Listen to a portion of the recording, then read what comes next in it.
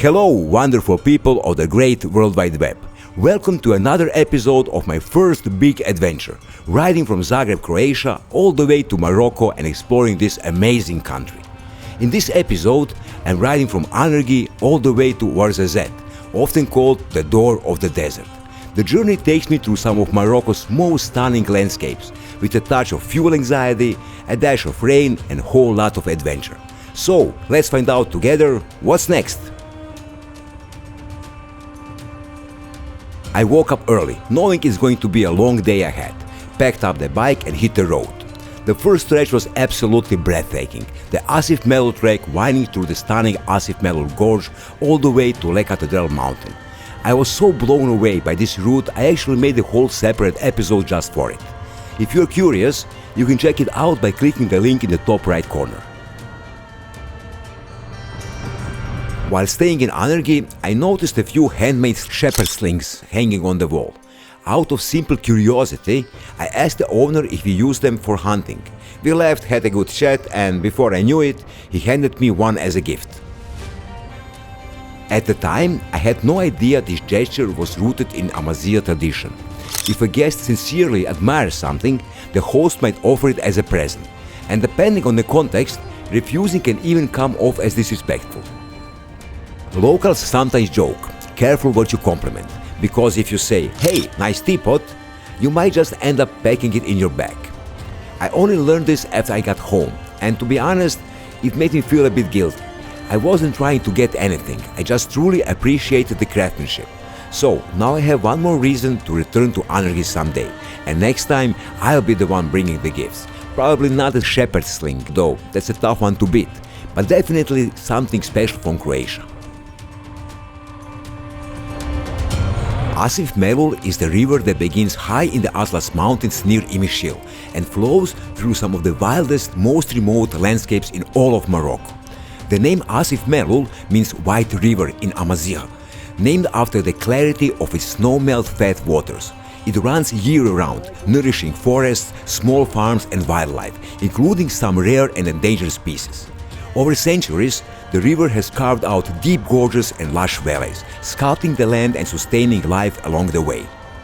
One of the most breathtaking stretches of its course is the Asif Melloul trek, which starts in Anergui and winds its way to the base of the Cathedral mountain.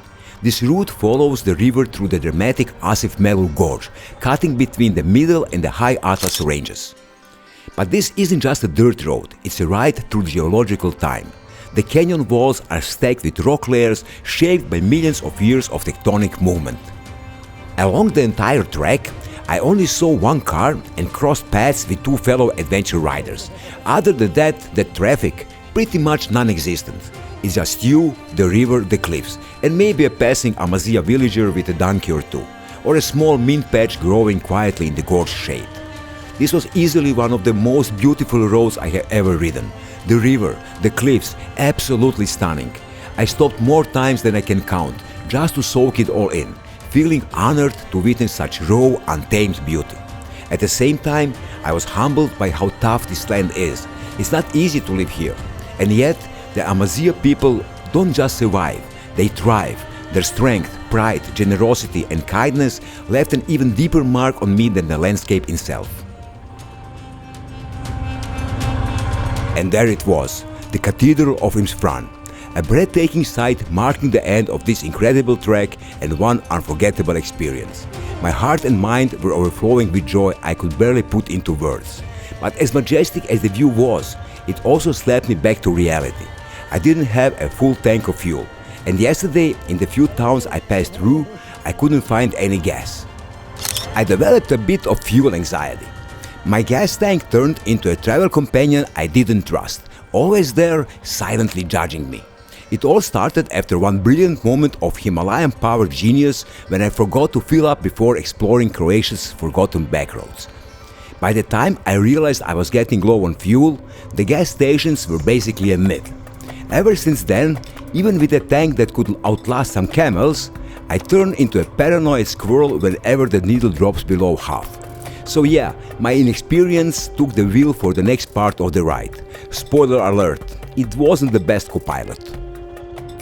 The Cathedral of Imsfrane stands at 1,868 meters above sea level, towering over the surrounding landscape with its dramatic steep cliffs. Despite its name, it has no religious significance. The name comes from its massive rock face, which resembles the grand vertical structure of a cathedral. According to a local legend, a beautiful young woman was fleeing from a powerful warlord who wanted to marry her against her will. She ran deep into the mountains, all the way to the top. With nowhere else to go, she begged the gods for help, and they answered by striking the warlord with lightning, turning him into the massive rock formation that stands there today. This tale gives the mountain a powerful story of freedom and protection.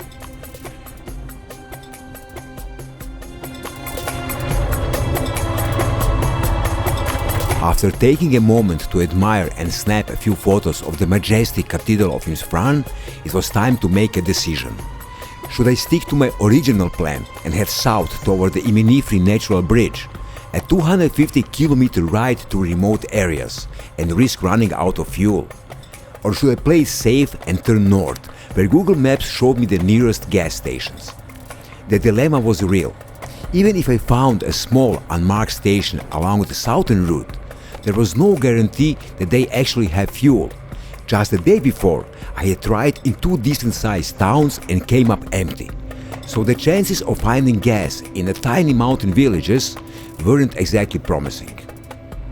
So I decided to head north, thinking I'd refuel in the nearest town and then maybe double back. But no luck. There was no fuel all the way to Ouarzazate, a place I was now passing through the third time. It was about a 50-kilometer ride, and to this day, I still don't fully understand why I didn't turn around after finally filling up the tank and stick to my original plan. Instead, I kept following Google Maps toward Imsfrane. Looking back, I think, if I'm being totally honest, my subconscious chose the easier, safer route. It was my first big trip. I had never been alone so far from home, and even though I hate admitting it, yeah, I was scared at times. What if something broke on my bike? What if I got a flat tire in the middle of nowhere with only ghosts for company and no mobile reception or Wi-Fi? Truth is, I probably could have made it to Imsfrane going south, even with just over a half a tank. But hey, that's how you learn, through experience and the occasional "why did I do that" moment. And now, I've got one more reason to return to Morocco. This time with a lot more experience and confidence that I had on my first big trip, when I set off into the unknown with just 8,000 kilometers under my belt.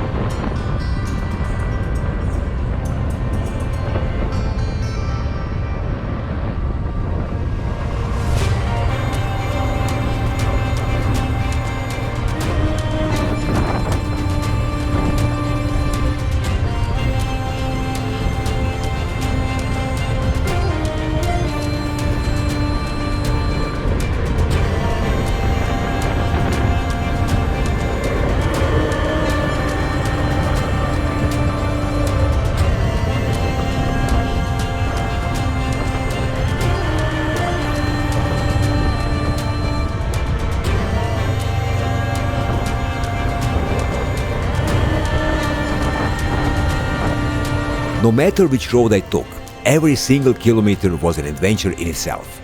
I eventually made it to the Imsfrane Natural Bridge, but I didn't hike all the way down.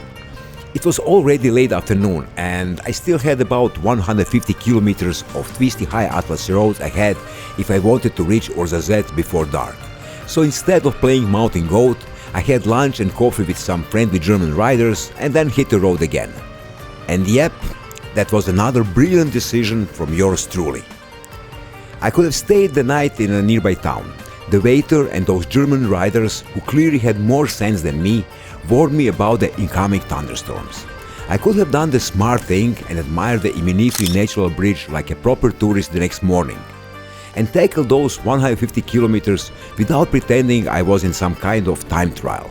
But nope, I had Ouarzazate in my head, and once I get fixated, well, let's just say sometimes I specialized in being stubborn at my own expense. It's a gift. Yet another excuse to come back to Morocco someday. At this point, I'm basically collecting reasons like souvenirs.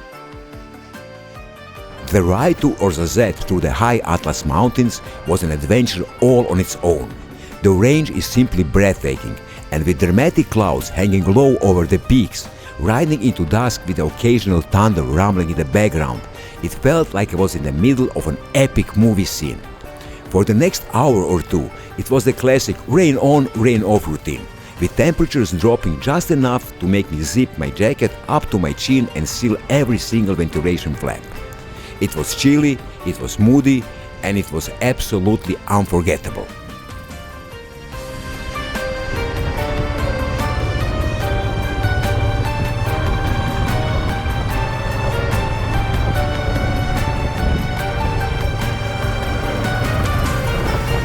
The first stretch of this beautiful ride demanded caution.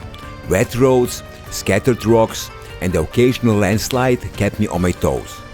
But as I got closer to descending from the mountains, I started pushing the pace. Night was falling fast, and the last thing I wanted was to tackle those twisty mountain roads in the dark. I was testing the grip of my tires more than I probably should have.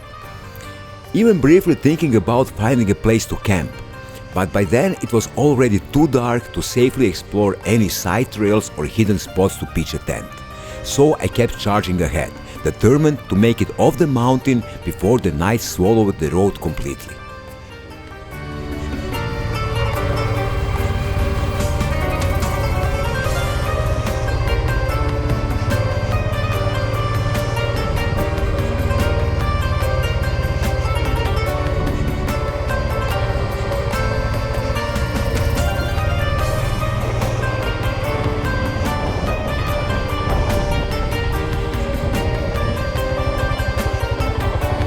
I made it off the mountain just as the last rays of daylight disappeared, riding the final stretch to Ouarzazate in complete darkness. Luckily, the last part was mostly flat and straight, which gave my nerves a break. I rolled into a campsite after 10 p.m., pitched my tent under the stars, and finally called it a day. That's it for this episode. Thanks for watching. If you enjoyed it, drop a like. It really means a lot. And if you're up for more adventures and the occasional creative navigation choices, don't forget to subscribe. Ride safe and keep exploring.